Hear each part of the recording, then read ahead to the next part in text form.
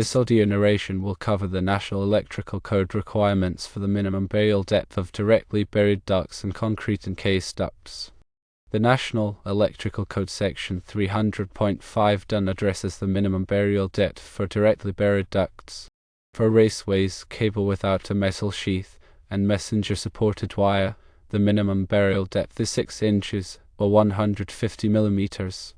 For service entrance conductors and underground service drop cables, the minimum burial depth is 12 inches, or 300 millimeters. National Electrical Code Section 300.5d3 addresses the minimum burial depth for concrete encased ducts. For raceways, cable without a metal sheath, and messenger-supported wire, the minimum burial depth is 12 inches, or 300 millimeters.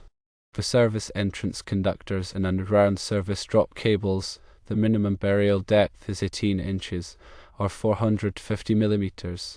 There are exceptions to these minimum burial depths.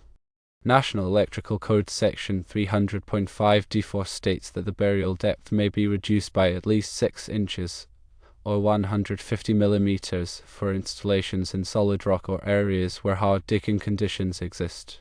National Electrical Code Section 300.5d5 states that raceways and cables under paving or that enter or leave a building without the obvious transition may be buried at least 4 inches, or 100 millimeters, below grade. Keep in mind these are the minimum burial depths required by the National Electrical Code. Local building codes or utility company specifications may require deeper burial.